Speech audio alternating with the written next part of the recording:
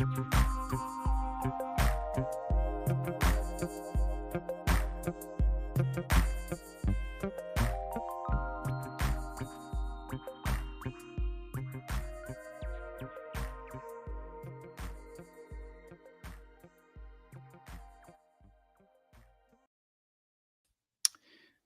we welcome you to Iowa Postgame with Coach Gary Close. And Gary, we've got a very special guest this evening before we get into the, unfortunately, an Iowa loss. We've got former Hawkeye great, James Moses on the line. James, how you doing, sir? Oh, doing good. Excited to be a part of the show. Well, we appreciate you being here. And Gary, how's it feel once again to be joined by the great James Moses? What? First of all, what memories does seeing James bring? Oh man, we could just talk about JMO for the entire show. There's a guy that wasn't a shot JMO didn't like. Let me tell you that. Not for a shooting coach, I like that. So, yep. What did you average in high school, JMO? It was like 40-something, wasn't it? Yeah. My senior year I did, and my junior year I averaged 34, and my sophomore year 28, and my freshman year was 22. Holy cow! So how many total points did you have in high school? I want to say close to about 3,500. But Tracy Murray, who went to UCLA from Glendale, he surpassed me. I'll be damned. Oh, unbelievable! Well, that's a lot of points. Well, James, obviously we're probably going to field some questions about your career, I'm sure, over the course of the show, and it is late, so I want to get down to the nitty gritty. We've got a couple callers already on hold. Let's get to our caller on the phone line. Thank you for calling Iowa Postgame with Coach Gary Close. Who's on the line? Okay. We missed that one. Let's try Doug. Doug. Hey, how you guys doing? Good. How are you, sir? Good.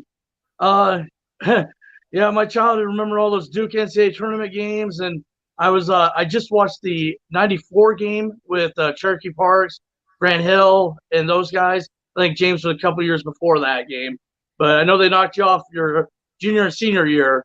It always seemed like they got us. I think we beat them in Hawaii. I think. Then we played Arkansas. But when I was watching the game, the thing that I wish we would have had is something they had, Ryan Young. I thought we needed a physical rebounding guy. And one thing I don't know if you know, Corey, is Coach Davis' teams always had huge rebounding margins. I think a couple of those teams, and they were never big. Like one year, James Winters was your starting center, and you guys still were right up there in rebounding. And it just still seems like we're just not physical. And I didn't think much of the 2 7-footers, but I thought Whitehead, Mitchell, and Young were really tough and played really, really aggressive.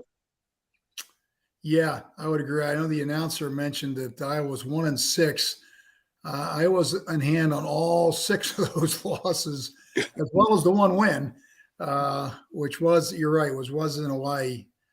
Just Settles went off in that game, and but at any rate, wasn't a great night. I didn't think our guards played particularly well, other than the Bowman kid coming in late gave a little bit of a spark. But when you're playing teams like that, you really need good, solid guard play, and I think both Tony and Aaron struggled tonight, and it kind of went right through the lineup. It's a tough one because, boy, they turn around and got to play Thursday after a flight back home late at night. So this is not going to be an easy next couple of days. It'll be interesting to see how they tackle this, because it's going to be a challenge. Do you think Bowen should get more playing time? I think after tonight he probably will. He looked good. He gives him some quickness, and I was able to knock down some shots. So I'll be curious myself to see, especially with 2 more games coming up in a short period of time. I wouldn't be surprised. I think his play tonight warranted. I guess my next question is for James. What is it like going into an arena like that? Or because they've struggled both in Florida and at Madison Square Gardens, and they do well at home. They make 10, 15 threes at home. They made 3 against TCU. They made 3 threes against today against Duke. Why are they only making 3 threes? I think that's just a testament of how Duke played defense tonight. I mean, you really saw Duke pressure the ball. They made it very tough for Chris to get open, and Duke basically wanted to see the other players contribute to Iowa's win with the absence of Chris and stuff. And when you are playing in those type of atmospheres, the only thing that I can relate to is when we lost to Duke twice, once in the Metrodome up in Minneapolis, Minnesota, and then once in Greensboro. You know, the atmosphere with the lights on is big. And when you have, like, you know, what the cause was for tonight, you know, made for a big type of atmosphere. And coming to shoot in those type of arenas can be challenging. But, you know, you wanted to see the other players step up, because had maybe Peyton Sanford hit some threes, Connor McCaffrey hit some threes, Tyler Ulis Aaron Ulis to hit, you know, some shots, as well as Tony Perkins, because Tony Perkins, you know, he was our, I guess, pretty much lead in the first half, but then in the second half he just didn't do much. And you know, I think that was part of the physicality of the game, and with the physicality, you know, it creates tougher shots. Anything else, Doug? No, I'm good for now. I let some of the other people talk. Just a tough loss. You know, like I said, the Iowa State game means a little bit more to me because I live here in Ames. So I really hope we can get the next one. Like you said, if we go 2-1 this week, I consider it a really good week. So absolutely. It'd be tough to do that, Doug. I know. Well, let's just get one of the two. Iowa State, I think Iowa matches up really poorly against Iowa State. Now that's cute. That's a cue for Gary to say, Corey, relax. But I'm just telling you, Doug, you watched that. Were you at the game? Of course, I was at Hilton last year. You live in Ames. Were you at Hilton last year? I try not to go to too many of them. I've gotten harassed a few times, but I have some stories. But no, I just remember Keegan couldn't get his game going, and that's well. They just pushed Iowa off their spots. I mean, just physically dominated. I think they were plus 20 or something like that in rebounding. We've talked about the struggle. I mean, this team only got beat by 8 on the glass tonight, but it was pretty in that second half. Boy, second chance opportunities, Gary, just over and over and over again. I just think they match up poorly against Iowa State. I've got Iowa State in that game, but it is, I mean, you mentioned they do play better at home. So opportunity to get back off the schneid. Boy, quick turnaround. Gary, you talk about the Charter playing back with the delay in the start of this one due to Illinois, Texas going into OT. What are you looking at, getting back at 4 or 5 a.m.? Yeah, probably. You know, getting out of New York's not easy. I don't know where they're flying out of, but they got a bus over to that airport, and it's late, so the traffic may not be as bad. But yeah, I think they'll be lucky to get home at 4 in the morning. So it'll probably be a short walkthrough and then play. So yeah, it's a big challenge. James, this comment here, and I guess, Gary, you can comment on it as well. DC Hawkeye says he's been a Hawkeye fan for 45 years. Iowa never plays well on the big stage except for wrestling. That's not totally true, right, Gary? Can you dispel the notion here from DC Hawkeye? 45 years, my goodness. Whoa, J-Mo. We had some good wins. Oh, absolutely. What are you talking about? I remember the game, the first home game after Chris Street passed away, when they took down the Fab Five, or I think we're number 1 or 2 in the country. So wasn't our night tonight. We did not play particularly well. When you don't shoot well, you don't look very good. That's just the way it goes. And like the previous caller mentioned, I think they were 3 for 16 from 3, which doesn't look good. And they missed some shots around the basket, especially in the first half, where they kind of rushed and didn't take their time and missed some point blank shots that they probably would like to have back. So back to the drawing board. Yeah. You know, it just was one of those tough nights. I mean, Duke was very physical. They were pushing. They I think got us out of our comfort zone. We were, not comfortable with running our plays, cutting even, which made it very tough. But when you look at that first half and you look at the shots that we missed, and then we only went down by 6 points at halftime. I mean, was kind of telling where, had we came out with a spark and maybe hit some shots and stuff that could have gotten us over that hump. But it was just tough for us, and maybe the lights was just a little bit too big tonight. But these are the kind of games you look for in preparation for the Big Ten that, they'll have this weekend after the Iowa State game. But I just look at, their travel tonight in preparation for Thursday. They'll be able to learn from tonight and have their legs ready for when they get a chance to shoot in Carver against Iowa. James, Randy wants to know what do you call that? Do you call it what you had in college? Was it a flat top, a chop top? What do they call that? Oh, my cut was a kid and play because I had an extension of a high top. So, I had at least probably about 8 inches, when my hair used to grow. But all the kids in Iowa City wore it. But I inherited my dad's genes, and my hairline started, when where I wasn't able to grow the hair like I would love to, like yourself. Well, I want to get to, we've got Tony on hold. Again, we're going to get to more here with Iowa's 12-point loss to Duke. I do want to give a quick shout out to our sponsor, Brad Van Meter and his team down at State Farm.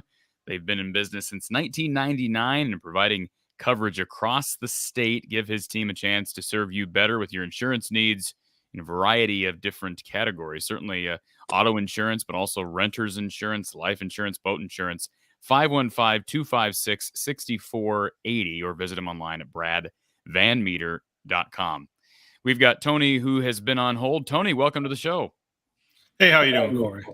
Doing good, sir. How are you? Boy, look at you decked out, man. I'm getting to that. I was going to get to that. I've got a list usually when I go to this show. First of all, can we just still agree, like I said for the last time, cancer sucks. Like, absolutely. I want to get that out of the way. And I'm so glad they highlighted that again tonight, and especially Patrick's story. And the name escapes me of the young kid that when he was 14, Austin. Yeah. Yep. Yeah. And that's just an amazing story. And like how much Patrick fights through with his metabolism and just staying in shape, and just cancer sucks. I just want to get that part out. I will say this real quickly. I don't think I've talked about this in the show before. I ran into Flash or Austin, his dad, at the Iowa State Fair, and I didn't know who he was. He actually came up to me, and really just an inspirational family. I mean, to obviously I have no idea what that feels like to lose a child, but obviously they were playing for more tonight, Gary. And if you want to speak briefly, because obviously you remember Jim Valvano. Can you speak about what he meant to the game of basketball and certainly as it relates to cancer research? Yeah, we actually played against Joe and Valvano our first year up at the Great Alaskan Shootout. Had a great comeback and ended up beating their really good North Carolina State team that got us into the finals and end up winning that tournament. He was a lifer. I mean, just a phenomenal coach from a very young age. And I know Coach Davis had a chance to coach against him a lot when he coached on the East Coast. So they would get some games with each other just because they were good friends. And the little I met him, boy, he was fun to be around, telling stories, and loved the game of basketball. So his passing was a real blow to the game. Yeah. And certainly Patrick McCaffrey is an inspiration in himself. And, he's playing for more. He's wearing Flash's number. And see who's I always forget this, Gary. Do you remember who the number 22 is retired, right, at Iowa? Do you remember who that was? I think that's Sharm Sherman, if okay. I'm not mistaken. I could be wrong. Okay. My guess is either him or Darling, but I think it's Sharm Sherman, but I'm not totally positive. I think that might be right. Tony, what else you got for us? it's a blue night. You wanted me at Blue Moon bottles. So I was going to pour that in my new, sorry. I'm bad at advertising, even though I still you loaded up on the merchandise. Yeah. I got that, and then I got your little hoodie too. with the hat. So see, Gary, Gary's not even wearing. See, James at least is wearing an Iowa shirt. Gary's just sitting here. Well, I guess I don't have anything on either, but at least I got a banner behind me. Gary, what you got? You usually wearing. I got some Iowa stuff here. You want me to crack it? Hey, Gary did have a nice little zip up last time, and I do want to. Here's the award that Coach Davis gave the entire staff. 1988, we were the best. What we're talking about rebounding, the best rebounding team in the nation. Wow. There you go. I do want to appreciate that Coach Close did not pull up some high school award from Iowa City, Regina, because it took me extensive counseling. I have something from Regina in here. it took me a lot of counseling to get over that loss that you that you gave my alma mater. You were in our way. We had to get rid of you. I get it. I love seeing James Moses on the show. Like, you just have the words escaping me, but like a smile that just makes everyone so happy. Like, I'm tuning in this show right away. Yes, like I'm horrible with the English language, but I still love to speak. But like, it just makes everyone so happy with life, and like hopping on this show and seeing you there, and it just. How could you ever yell at a kid like that with a smile like that? It was impossible. Hey, like my coach, Coach Coast was saying, I never saw a shot I didn't like, but I always knew how to smile when that ball was coming my way. I love it. So Gary, real quick, this is, I guess, a question for James and Gary. Fran is known for being a guy who gives his guys the green light. And James, you said you never saw a shot you didn't like. Was that how Coach Dr. Tom was? I mean, was he as free with players shooting as Fran is? Do you think, Gary? Yeah, I think so. Yeah, I mean, there were times when we wanted to be a little bit patient, but we were a fast-breaking team, and if it was open, it went up. I think he always felt that if you want to be a real good scoring offensive team, you had to be able to score in transition. And then if you're playing real good teams that got back, then you got to be able to score in a half court. And you got to be able to realize that and understand that. I thought tonight was a half court game. I didn't think Iowa had a lot of transition opportunities. And in the half court, they weren't good enough. And Duke deserves a lot of credit for that. But I thought Duke's transition defense was really good. We did not get very many easy baskets or even open transition shots. We got a few, but not many. And so that result was it put a lot of pressure on our half-court offense, which against that defense wasn't good enough tonight. Absolutely. I mean, you didn't even get a chance to see Chris run the floor like right in the game. And, Duke, basically, they had Iowa well scouted, and they basically said that they want the other players to see if they can beat us, and they weren't going to let Chris, they were going to hold him off and stuff. And they had a good game plan, and just made it very challenging for us. Exactly. Anything else, Tony? I had a few quick other things. Number one, I actually did turn up the announcers tonight because it was Dick Vitale, and that's just great to get to listen to him, especially with his life story and how much he means to college basketball. Right away from the tip, he mentioned effective height and how big Duke looked. I don't even think there was a dribble past half court, and the tip happened, and then we won the tip, and we're going past half court, and Dick Vitale's like, "Holy cow, Duke looks big," compared to just the eye test. And I just wanted to bring this up. Ken Palm has effective height, and Duke is I want to say 6th or 7th in the nation, and the team right behind them is our beloved California Bears. In effect, that's really working out for them. Yeah, who's beloved with the California Bears? Oh, we Corey and I love them, and the show right? we follow them. right, Corey? I believe they're the Golden Bears, aren't they? Aren't they the Golden Bears? They are the Golden Golden Bears, but I'm saying they're our beloved California Bears because we follow them, so religiously. Yeah. Just a few other things. I still love this team. I just think we need to find an alpha male, like someone that just takes charge or something like that, like that looks pissed. I think there was 2 or 3 games ago I said, I saw Tony Perkins in the huddle, and you could just see him in that timeout with the under 4 timeout. Like, he wasn't going to let us lose this game. He had that look in his eyes. Like, it seemed like we needed someone to just be aggressive tonight. Like, I don't know. What do you guys think, Coach Close and James, about I thought offensively, it wasn't our night. I mean, it's as I mentioned, it was a half-court game, and we weren't very good in the half court, and we had some shots at point blank we couldn't make that did, and that kind of compounds itself, and didn't shoot well from 3 at all, and that just allows the defense to be even more aggressive, and so one of those nights offensively that you're going to have from time to time, and the defense wasn't good enough to keep us close enough to make it interesting at the end. So, but you got to give Duke some credit. That's a pretty good basketball team that played pretty well tonight.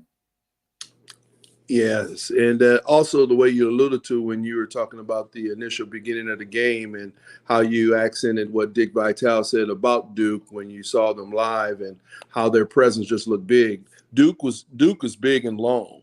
And when you're big and long, it's even tougher sometimes to get your shot off because now you're wondering, is it going to be deflected? Is it going to be tipped? It's definitely being altered. And so now sometimes to get off your shots, that's why the repetition comes into play with practice. Sometimes it takes time to get it off because you have to know, the length and how high to arch the shots. And so when you're playing in a big atmosphere like, Madison Square Garden, that can be kind of challenging, with not having the backdraws or anything and shooting in the arena such as that. So Duke had a good game plan, and they just showed a little bit more than what we were able to come away with tonight. I was coming home, actually, Gary, missed the first 5 minutes, listened to Gary and to Bobby on the air. And that's one thing Bobby said right at the get-go. He said, this is different shooting in this gym. Just the way the stands are situated, kind of what James just alluded to.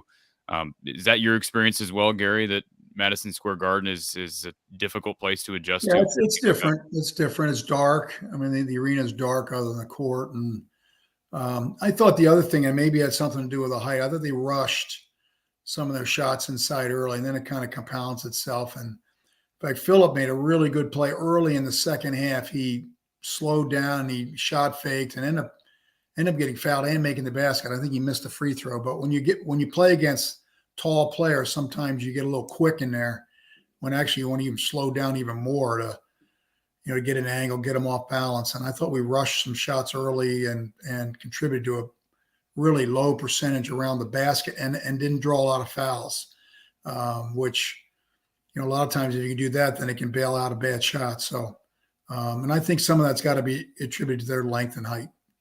Well, Tony, you can't duplicate that in practice. You go against a scout team and there's nobody out there 7-1 running around blocking shots. It's, all of a sudden there they are, and it's a little bit different. So we didn't adjust real well. If I could get one more quick question in and then a closing thought. Sure. My quick question is, when I watch basketball games, I don't know if you keep track of a stat like this or not, but to me in the first half, it seemed like a lot of the 50-50 balls or bounces or however you want to say just didn't go Iowa's way. Like a bounce off the rim would go to Duke and then they get a wide open layup or, it'd kick out, stuff like that. Like, how deflating is that if you feel that's happening over and over and over again where bounces may not go your way? Yeah, I think you hit it nail on the golf. That's definitely deflating. It's it's one of the things you want to do is beat teams to lose balls, and I agree. They probably had an edge in that department. I didn't think the effort was bad. I think, like I said before, when you shoot poorly, you don't look very good. And And I think it did seep into our defense a little bit at times, but I don't think it was a lack of everything. It was a lack of execution and knocking shots down and getting some stops against a really good team. And Gary, I didn't think Iowa defended too poorly in the half court tonight. No. Gave a few open threes in the first half that were a little too wide open, and some layups around the basket. But no, I don't. I think it was, obviously it was on the offensive end how we shot and didn't get to the free throw line a lot, and defensively probably played well enough to make it a competitive game. We just didn't score enough points. Mm-hmm. Mm-hmm. And I don't want to say that was from. They need J-Mo to come off that bench and light them up. Hey, it would have been fun. It would have been nice, but it was just tough. I mean, when you talk about that bounce, I mean, sometimes, it's just like towards the end when Peyton Sanford had a 3 and they could have went down maybe 7 and stuff and had a little run towards the end of the game, but he ended up making a 2. And, we just didn't have that bounce, where we were missing just the little things and stuff. I mean, kind of like in the first half, we were, looked like the Duke was going to make a run and blow us out by 20 plus points. But then we end up at halftime only down 6. So it's one of those things that, motivates you, where Coach Close alluded to Rabracha and how he settled down and had more of a better finishes in the second half than he did the first half. And it's just sometimes the ball bounces that way, and sometimes it can be unforgiving, and you learn from it and you try to, wipe the slate clean and get ready for that travel back in preparation for Iowa State. And I don't want to say it was due to lack of effort or anything like that. There's a lot of effort that was shown tonight, and I don't want to discredit that. It just sometimes the ball just doesn't bounce your way. And I mean, I really do truly believe they were a couple possessions away from making this a true ball game. And they were within 8. They were within 8 with a minute and a half to go, and you're thinking, okay, you get a steal here. Even the guy misses the front end of the 1-and-1 there. Mm-hmm. You come down, hit a 3. All of a sudden, it's a 5-point game with a minute to go. Gary, that's a whole new game at that point. Yeah, they never really put any real extended streaks together where they got a lot of momentum. Right. And that was the shooting. They couldn't knock down enough shots to put a scare in them. So hopefully that'll change Thursday night. And maybe it's just me. Like when I saw their shots go in, they weren't true nothing but net. It looked like it hit the iron a little bit and then went in. I mean, they went in, but like, it just a bounce there, like a inch or, whatever, a little bit off one way or the other. And then that bounces off the iron and they're not as hot from the field as they are. I do appreciate all the time. I want to say like, subscribe. And it's amazing to see James Moses, on this stream and all those former Hawkeyes, Coach Close remembers I had that farewell tour. I love those farewell tours you guys had, James, and stuff like that. Get the merch. Like that. Thank you, Tony. Get the merch. Thank you, guys. I'll stop taking up your time and listen. Thank you. Thank you, Tony. Thank you. So let me just say this, Gary. I wanted to get through the first few calls, and I just want to spend a moment here. And this is going to sound like maybe you're going to say I'm pushing the panic button too soon. And again, James, this is when Gary tells me to relax. So just brace yourself for that. But Gary, I'm telling you, this team ain't going to win a lot of games this year if they can't shoot threes. I mean, Peyton Sanford right now is shooting 25% from 3. You lose Jordan Bohannon. You lose Keegan Murray, who are probably your 2 best 3-point shooters. Yes, Chris Murray getting shut down in physical games is a problem. That's 3 straight games in which they've been. I mean, I don't count Georgia Tech. This is TCU, Duke, and Clemson defensively play at a different caliber, I think, altogether, different level of physicality than Georgia Tech altogether. But am I right in saying if Iowa can't shoot threes, we got problems? Yeah, I'd agree with that. I think they're going to have to be. They don't have enough inside weapons to carry themselves strictly in there. So no, I think they're going to have to shoot through, and I think Peyton will eventually. He's too good a shooter. I'm surprised he's shooting that high. I mean, it doesn't seem like any are going in for him.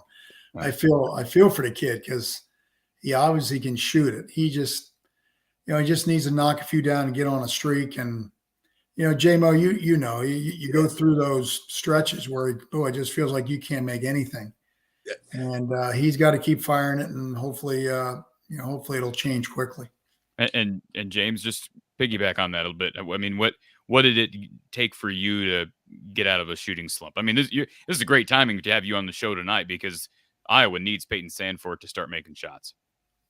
Absolutely. And Coach, he definitely knows, and he just alluded to it, that you just need to see that ball go through the basket. And it might be a free throw. It might be a layup. It might be a steal and an assist to a teammate just to generate that more positive feedback where he's not self-doubting himself or overthinking things, because that's the worst prescription for a shooter is to overthink and wonder why this and why that, because you're already assessing how you're going to shoot shots or how you're going to come off of a screen. And Peyton is a catch and stick type of shooter.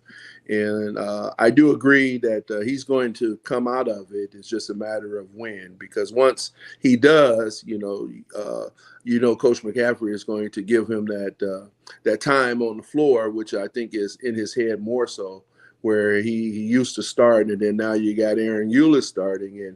And if you remember his first couple of games, Peyton, shot pretty good, and over the past few games, he's declined. And so it's just on his mind too much. And hopefully when he gets back, he'll be able to put together some practices where he'll be coming out and shoot it against these Cyclones that's supposed to be coming into town.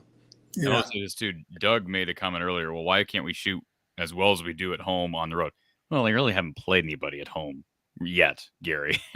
I mean, that's probably true. Yeah, they've played Georgia Tech at home. You usually shoot better at home. That's your home court, and that's the one you're in most of the time. So, I think one of the things you look at is shot selection. And I thought earlier in the year he did take some questionable shots that were heavily guarded. And the other thing you look at is he on balance? Is he going straight up? He's not twisting and fading and floating. And tonight he looked like he took good shots and they were under control and he was going straight up, and he was right there with the shots tonight. They weren't that far off, a little long. And so I don't think he's that far away from knocking some down. I think his shot selection was good. And a lot of times you get into streaks where you're not shooting very well and you go back and look at the shots you've taken and go, whoa, man, I took 5 threes and 4 of them were heavily contested. Well, those are low percentage shots. I thought tonight he did a good job of taking shots that were open. Let's get to our next caller. Thank you for calling Iowa Postgame with Coach Gary Close, who's on the line. You're horny, buddy boy. All right. We've got, again, the little kiddos are up late tonight, Gary, as always. Jeez. Little kiddos are up. So you got to have your mom tuck them back in. Okay, Lemansky. This team is getting used to not playing with Keegan and Jabo. They got a lot of touches. They will get better playing with each other. And that is one thing that we've talked about, Gary. Keegan went through some of the same struggles that Chris did. And I'm talking early last season, specifically the Iowa State game.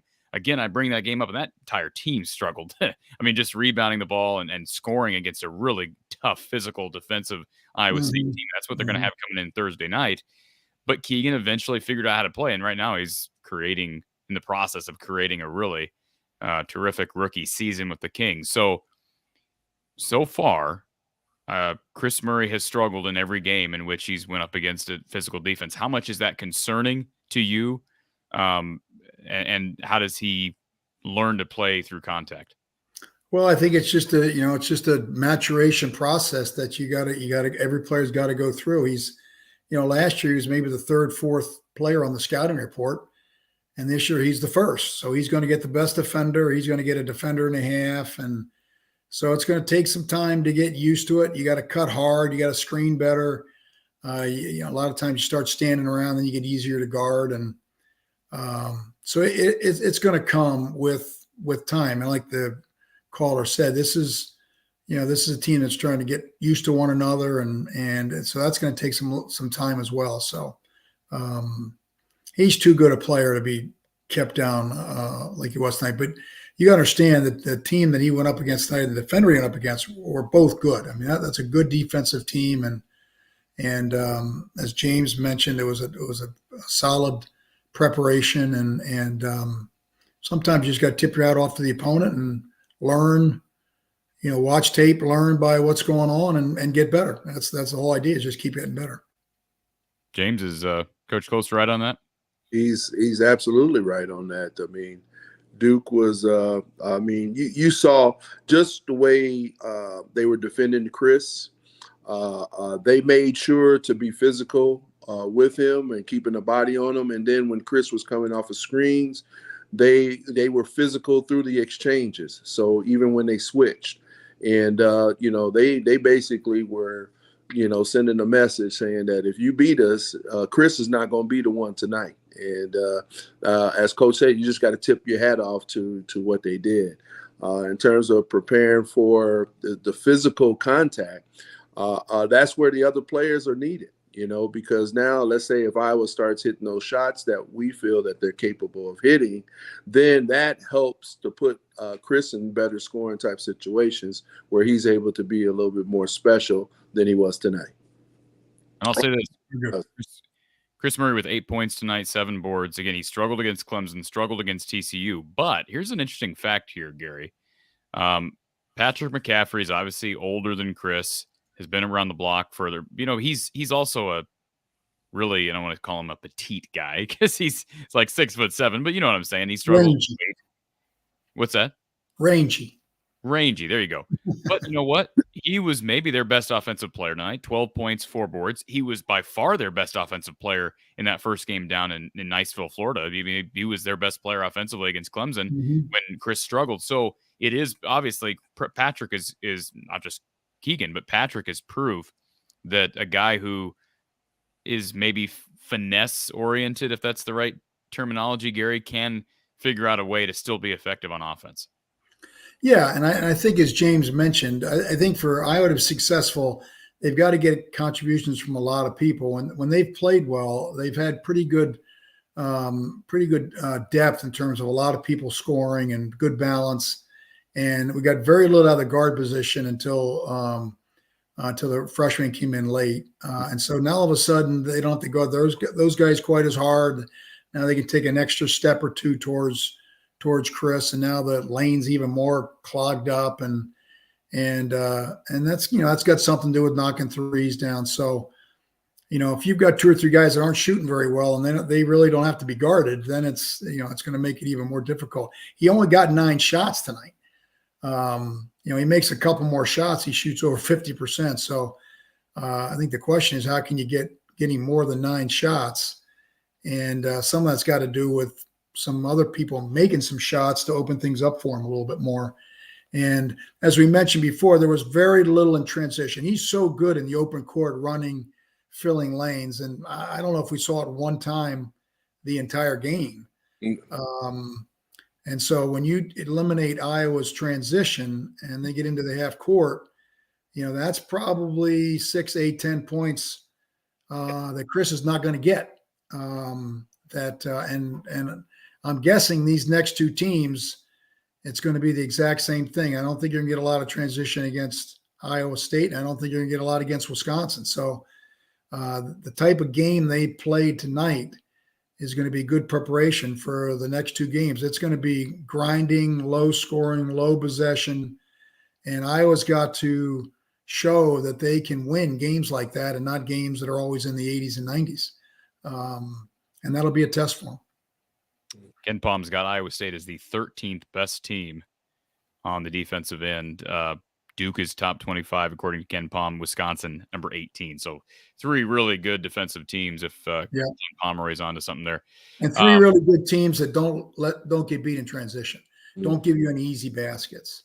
Don't give you a lot of offensive rebounds. So you can't get – how many offensive rebounds did Chris get tonight? Those are points that, if you don't get those are points being taken away. And so you take away transition, take away second shots, you might be taking away 10, 12 points out of his arsenal.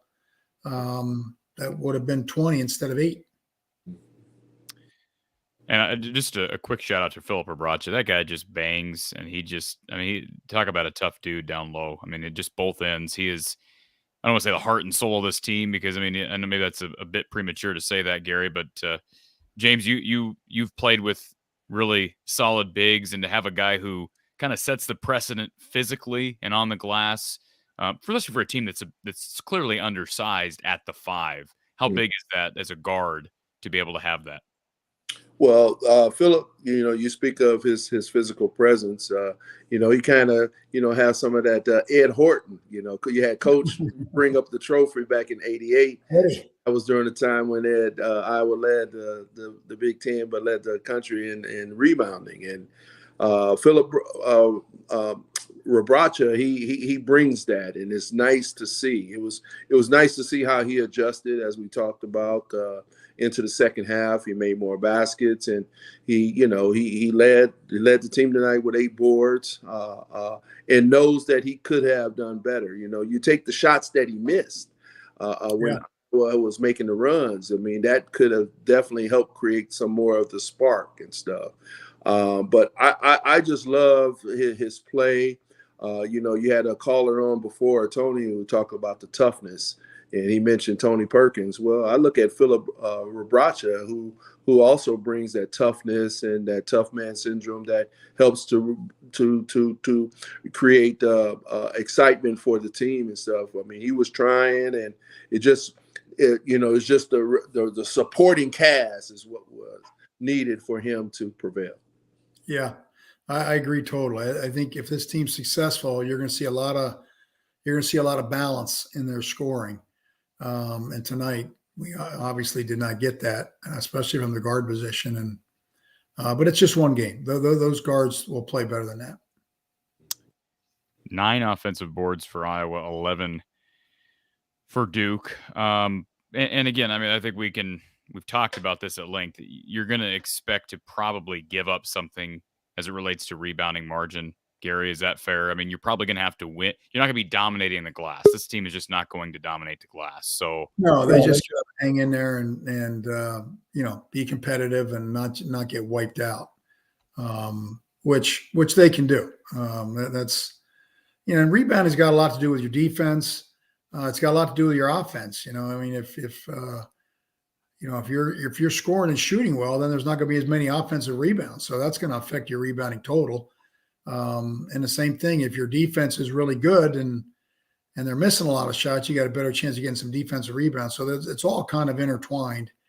But it's going to be a lot like scoring. I think a rebound is going to have to be a situation where everybody's got to get involved to help out, because they don't have one dominating rebound that's going to go get a ton of rebounds every game, with the exception of maybe Murray, but I don't think you can count on that every single night. And I'll just say this comment here from Chad. He says that Bowen played well tonight, and he wants to know, you think Bowen will start at some point this season? I don't have any way to predict that. Certainly, I don't think at this point. He needs to get more minutes. I think that's fair. I mean, in a game like tonight, I mean, I give Frank credit as the game went down to the wire and Bowen helped bring them back. You sometimes see coaches in that position, Gary, even though sometimes it's the reserves that help a team cut back into a lead. Sometimes you see a coach go back to his starting lineup in that situation. I like the fact that Frank stuck with the guys who brought him back. Yeah, it was encouraging. I thought he played real well, played with a lot of confidence. Did some things. He's got some good natural skills.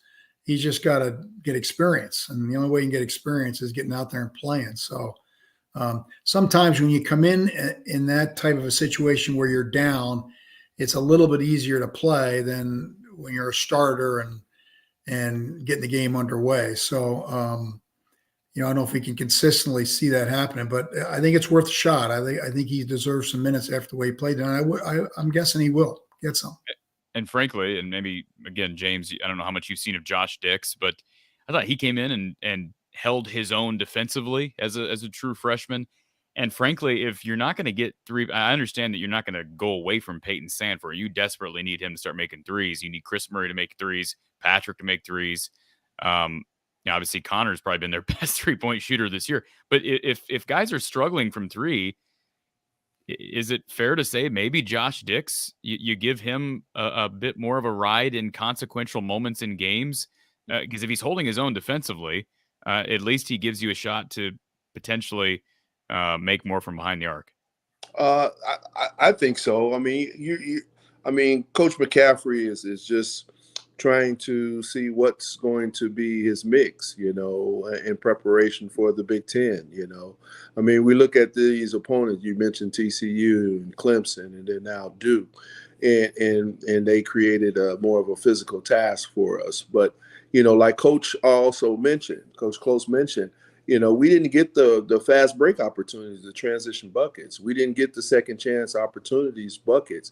Even, with Chris, as good as he shoots, he missed 2 front ends of the free throws and stuff. And so, we didn't get the free throw contribution as well. So those are really key factors in us prevailing. But, when you talk about Dix, I think he's going to, get a chance. You just never know. But I do like DeSante Bowen, and I think he's going to get some minutes. You talk about starting. Well, sometimes coaches like to see who's going to be that spark and how consistent that spark is going to be from the bench. Will we see him maybe in a game like Iowa State coming up Thursday? I think so, because, just the guard play, the physicality. Maybe he's one that could help out with Aaron Eulis as well as Tony Perkins to create a different type of guard front. And then who knows? Maybe that's the game that, Peyton Sanford comes off because he wants to show that he is Mr. Basketball of Iowa over Taman Lipsey, coming into home. So you just never know what is going to be the cycle that's going to help us to prevail. And like we went to Cyclones in Ames last year, that was home, and they had some friendly officials that allowed the game to be a lot more physical than what we may expect. So who's to say what may happen in Carver Hawkeye Arena? Well, I like the fact that you just dropped Taman Lipsey. That's awesome. I don't think we've ever talked Taman Lipsey, but that kid is he's going to be a good one for Iowa State. And, we've got some really good in-state players that are a part of the Cyhawk game this year, Gary, but doing That's nice. Josh Dix and Peyton Sanford and obviously Taman Lipsey, Chris Murray. It's good to have the state of Iowa. It seems like basketball and football in this state is at a pretty solid level. I know there were we've talked about Rafe LaFrance and these different guys, Kirk Heinrich, but it seems like the state of high school hoops in the state is pretty solid. Well, there's real good high school coaches in the state, always have been. Kids that play in Iowa are usually fundamentally sound and know how to play the game the right way. And so you're going to get a well-coached fundamental player that, you can build on. So it's a great, great rivalry. I mean, I was thrilled to be a part of some unbelievable Iowa State games, and there's nothing better. It's a big, big game for both programs, and it's going to be a tough one for Iowa because it is a quick turnaround after a long trip. So they got their hands full. It's I think they mentioned on the broadcast, I think this game tonight was probably the last game scheduled that, they call up and invite you, and you can't turn that down. You can't turn down playing Duke, Madison Square Garden for the Jimmy V. It's a once in a lifetime experience. So you do it and understand that the scheduling is not ideal, especially considering you're playing Iowa State. And then you got a Big Ten game, your first Big Ten game of the year, 3 days later against a pretty good basketball team. So this is going to be a really, really tough stretch for Iowa. Maybe as tough a stretch as they'll go through all year. So hopefully they can, get themselves going for these next 2 games. If they could get these 2, it'd be a heck of an accomplishment. You coming down for Wisconsin, Iowa, Gary? I am coming Sunday. Yep. What colors are you wearing? Hey, listen. Corey's always trying to stir the pot, James. I see that. I'm gonna be there. I'm gonna be there, Gary, and so I'm gonna find you, and I'm gonna report back to everybody what colors you're wearing. So you better be a gray, neutral. White is good, although Wisconsin is probably more white than Iowa as far as colors. But my daughter. It's a funny tale. When I was at Wisconsin, my daughter was. She understood how Coach Davis's tenure ended at Iowa, not the way we wanted it to happen. But anyway, so she got herself a beat Iowa pin and sat right behind the Wisconsin bench. And every time we'd see pictures, she'd stick that pin and put it right where I was sitting, right by my head, just to stick it to the Iowa fans for what they did to their dad. And now she's the other way around. And now I got to find a big beat Wisconsin pin to take down on Sunday. So who knows? We'll see what happens. Hey, Corey, he can just stay neutral and wear all black. There you go. There you go. There you go. Johnny Cash. That's what Johnny Cash. There we go. I will say this real quick about the schedule. Somebody brought up Clemson. Maybe I brought up Clemson. So the loss tonight, missed opportunity at a marquee win, sure, but it's not a bad loss. TCU's not a bad loss. And let me just say this too, to our final caller of the night. Caller, I'm going to put you on hold. We'll be right back with you. But that Clemson win might end up being a little bit better than when we thought. Clemson has come back, beaten Penn State, beat a bad Cal team. But they're 3-0 since the Iowa loss. 3 wins over Power 5 teams. They blew out Wake Forest the other night, Gary, who I believe took down your Badgers. in Wisconsin. Yeah, they blew them out. I mean, Clemson blew out Wake Forest by 20. That's an So impressive win. maybe Clemson's, I remember, was it Seth Greenberg the other night made a comment that he thought Clemson would finish in the top third of the ACC. That's a good win on a neutral court once you hit March. I don't know if they won, but it'll be a good win. And it's going to come down to how well they do in the Big Ten. They've done enough in the non-conference to have themselves in position. Now they got to go win some games in the Big Ten, and first one Sunday. So, like we mentioned, it's a big 2 games coming up. But you don't want to lose to Iowa State, especially at home, and you don't want a 2-game lose to going in to play Wisconsin and going through all that. So we're going to find out an awful lot about this team in the next 72, 96 hours. We're going to go rapid fire on a few comments here because we're hitting our hour, and I can see Gary's about ready to fall asleep. So rapid fire. Ari Gold, this is more of a comment, but it's a fair comment. Nebraska, how about them beating Creighton the other night, Gary? Shocked. At Creighton. How does that happen? I have no idea. I'm guessing Creighton wasn't ready to play because they've beaten about 50 times in a row. But well, let me just say this. I was almost ready to say I don't think Hoiberg's going to make it through the season, but he's starting. Remember they finished last year on a pretty high note. Remember they were dangerous heading into that Big Ten tournament. People were talking about Nebraska, then they lose to Northwestern, but they were hot heading into the Big Ten tournament. Could Hoiberg figure out a way that win against Creighton is going to buy him some more time? I haven't seen him play this year, but that one definitely caught my attention. I'm sure a lot of people. That was a shocker. And Ryan wants to know especially because it was on the road. Right. Ryan wants to know how good is this Duke team anyways? Just your thought on Duke. I don't going into this game, I didn't think this is an unbeatable Duke team. Obviously, they've lost a couple of times this year. Just your thoughts on this team. They're young. They're young. They're raw. They obviously got talent, but the jury's still out as to how good they're going to be. They got a chance to be good, but they're just a nice team right now that's got some talent, and like a lot of teams, they got to keep getting better. This next question I'm going to throw to Moses or to Mr. Moses here. Is it true that Dr. Tom once bowled a perfect game with a marble? Hey, you know what? You hit me with trivia, and I cannot say that I know that answer. I can't either, but it wouldn't surprise me.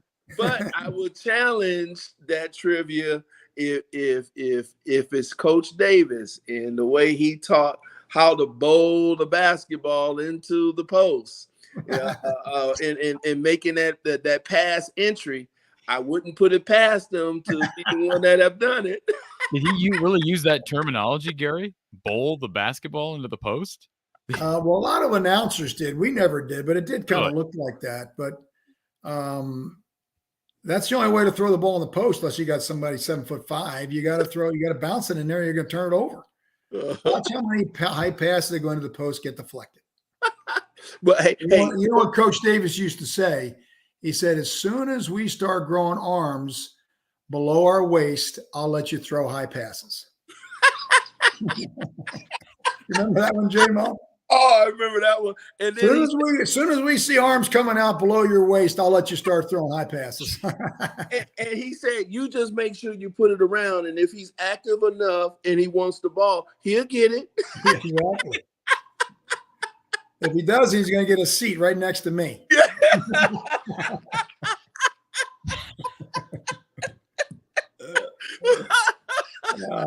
You should drive teams crazy how we could bounce it in there.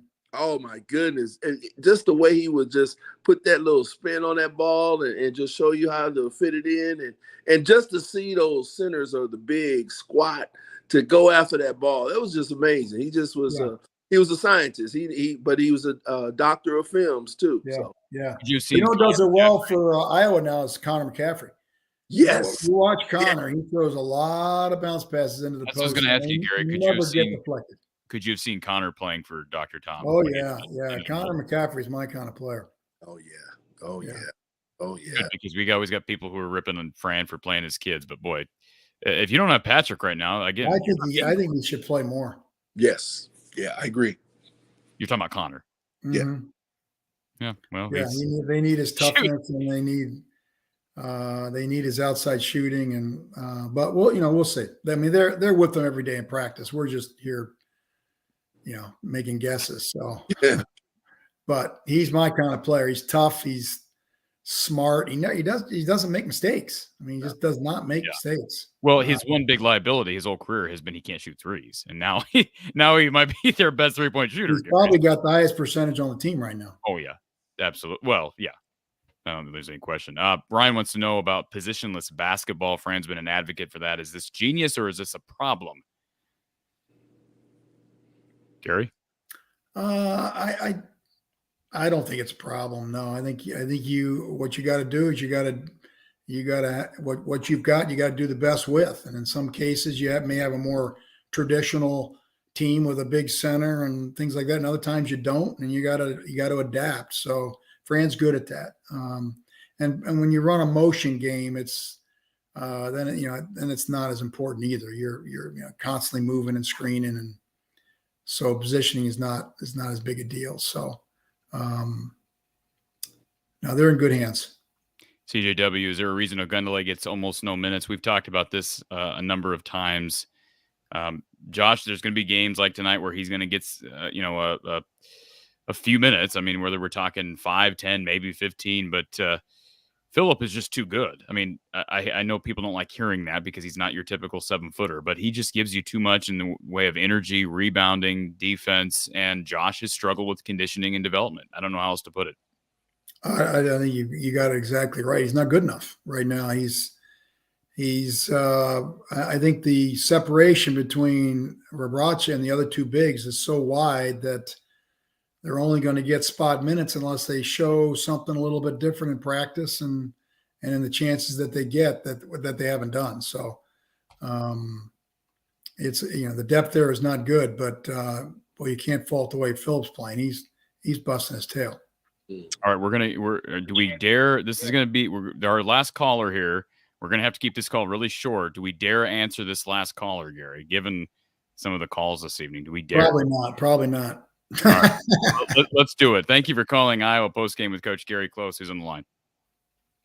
I don't think you made a mistake, Corey, talking to me, but I'll let you be the judge. Lemansky on the phone. I'll take Cut him off. I'll take you with some of the other options, Lemansky. I'll say that. Lemansky, where have you been all night? This is for any of you guys, especially James, maybe more than anyone, but it's sometimes there's value in a loss. I'm going to go back to last year when they won the Big Ten tourney, and I'm sure, and James can probably speak a lot to this, but that was a pretty big moment. And I remember a story that Ronnie Lester talked about when he was with the Lakers and he was late at night and on a weird, like a Sunday night. And if there's anybody that didn't need any practice, it'd be this guy. And he heard the ball bounce into the gym and he got up and couldn't believe it. Like, whose a knuckle it is that some, Laker player worried about getting cut. And he went down and it was Kobe Bryant, the guy that probably need the least practice, like some Sunday night or something. You know, he knew Kobe Bryant was not going to let any opportunity in front of him and get beat. And I think last year when we won the Big Ten tournament and won it and went into the big tourney, we might have thought we could come out at 90% and beat our first round game, and it was not a dangerous game. I think we could get a lot of value out of getting beat by Duke. Maybe some of the guys that think they had a pretty good year last year, and this could be a great motivational game. And I think Fran is going to go to bed tonight and be very glad he went and played Duke, because I think it's going to play big dividends during the regular season. I'll let you guys comment on that. I think it's well said. You can learn a lot from a loss, and losing is, as James Moses knows, losing is not fun. No matter how you cut it. And so, hey, you go back, you look at the tape. Where do we need to get better? And as we mentioned before, the non-conference is where you want to find out what your weaknesses are, so you can correct them before you get into the Big Ten, and then they're exposed, and you got a lesser chance of competing for a championship. So Duke exposed a few things. I'm guessing Iowa State will, and Wisconsin probably will, but hopefully they can play well enough to get some wins while they're developing and learning. I absolutely agree with that. I mean, you know, you go through games like this, you know, you accept the challenge, you know, and the non-conference play, and you do that in preparation for your conference, you know, your conference games, you know, as they're preparing for. And you want the tough games. You want that tough travel, as our last caller just talked about, because, you know, we did so well and won the Big Ten championships, and then had to prepare for Richmond and had to fly over to New York and change the schedule and flight arrangements and shoot around and still come down off that high. You know, we probably wasn't as prepared for Richmond as we would have liked to be, or didn't have our legs, you know, in terms of shooting. So you do these things in preparation for our next opponent, so that, you know, the game preparation, you know, you just fight through it, and then you try to have a short-term memory. It's kind of like in the movie Ted Lasso. There you go. You know, you got to have a goldfish mentality. Yep. What's the mentality of goldfish? Well, to try to forget things in 10 seconds. So you just hope that Iowa has a short from the loss and get better in preparation for the next. They've got to, because they've got a challenge awaiting. Tough week they've had this week. So the good news is Lemansky, they have what do we say? 3 games. They had a week off, then you get 3 games in a row, and then you get like 6 days off, 5 days off before Southeast Missouri, and then Eastern Illinois before you get back to Nebraska. Another week off after Eastern Illinois. So a heavy week, just the way the schedule's made up, Lemansky. I've got Tom Davis as an equally talented coach as Lute Olson. That's a big compliment to Dr. Tom. And I think as a person, who could ever want anything better than how Dr. Tom handled people? I was very upset when we went for Alfred over Dr. Tom, and I was upset. And of course, maybe that's because he was from Indiana. But I think as time passed, we knew that we should have kept Dr. Tom. I think that's pretty obvious to Iowa fans of any sort. But I'll leave you with this. Is there any special psychological way Dr. Tom handled people? Maybe just made basketball fun. James is an example of that. He almost has too much fun, but that's okay. He had more fun than Gary, I can tell. But comment on Dr. Tom's maybe one of his unique gifts. Well, he was the consummate person that treated everybody like he wanted to be treated, no matter who it was. Just a complete gentleman. I was really fortunate to get a chance to coach with him for 16 years and still call him a good friend. He just had a birthday, by the way, a couple of days ago. Had good Midwestern upbringing. He just treated people like he wanted to be treated. It didn't matter if you were the school president or the custodian. It didn't matter. He just treated, and the best player to the great team player, there was a walk-on. They all felt part of the team, and that's what made him so special. Yeah. Coach Davis is a special breed and special person. Ridgeway, Wisconsin. I mean, he just embodied dignity and respect. And as Coach, mentioned, he treated you the way he expected to be treated. And it just shows, throughout the period of time, and it's glad that you mentioned how missed he is in terms of just his professionalism. Is no other way. His ethics and professionalism was by far one of the best, and it was a blessing to be able to play for him. For all the things that he taught me as a player, but as well as teaching other players and how he treated them, and he just was a very sharp individual, and I appreciate him.